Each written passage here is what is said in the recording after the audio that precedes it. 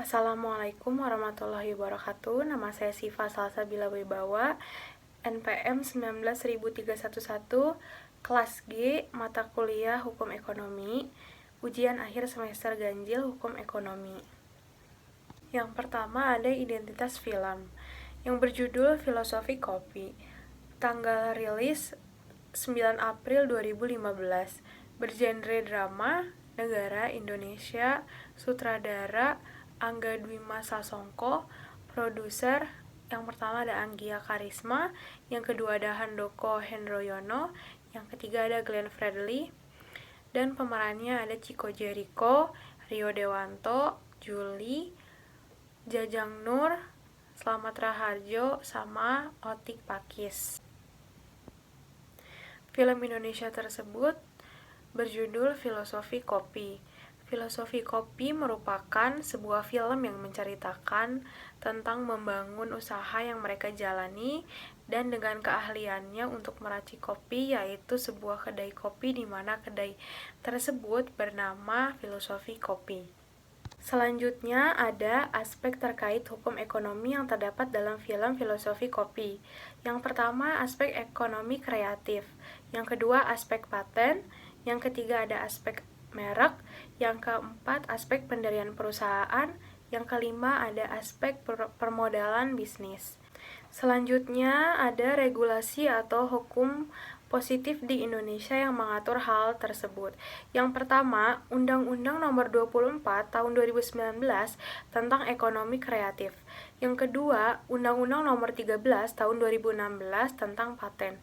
Yang ketiga, ada Undang-Undang Nomor 20 Tahun 2016 tentang Merek dan Indikasi Geografis. Yang keempat, ada Undang-Undang Nomor 40 Tahun 2007 tentang Perseroan Terbatas. Yang kelima, ada Undang-Undang Nomor 25 Tahun 2007 tentang penanaman modal. Selanjutnya ada analisa singkat. Yang pertama, ekonomi kreatif adalah sebuah konsep pada era ekonomi baru yang mengintensifkan informasi dan kreatif dengan mengandalkan ide dan pengetahuan dari sumber daya manusia sebagai faktor produksi yang utama. Dalam film Filosofi Kopi, ekonomi kreatif tersebut yaitu kopi yang dijadikan sebagai ide kreatif dengan mengandalkan sumber daya manusia. Produksi tersebut menjadi produksi utama yang dikelola menjadi kafe dengan berbagai macam minuman. Minuman tersebut terbuat dari kopi. Salah satu produk kopi yang dapat dijadikan sebagai ekonomi kreatif yaitu adalah kopi tiwus. Kenapa kopi tiwus? Karena kopi tersebut ditanam dan dirawat dengan baik dan tepat cara mengolah kopi tersebut. Karena rasanya yang khas, kopi tiwus banyak peminatnya dan bisa juga untuk membantu ekonomi suppliernya dan juga bisa dijadikan ekonomi kreatif. Yang kedua, terkait bagaimana langkah dari Jody dan Ben yang berusaha untuk menemukan biji kopi terenak dan menjadikan Pak Seno sebagai supplier biji kopi tiwus. Yang ketiga, dalam film tersebut juga membentuk partnership dalam pendirian dan pengembangan dengan mengeluarkan produk kopi terbaru yang jauh lebih baik untuk Filosofi Kopi.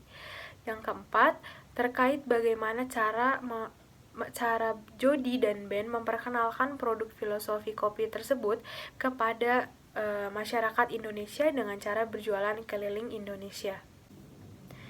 Selanjutnya ada poin-poin yang dapat dijadikan sebagai bahan informasi atau edukasi publik.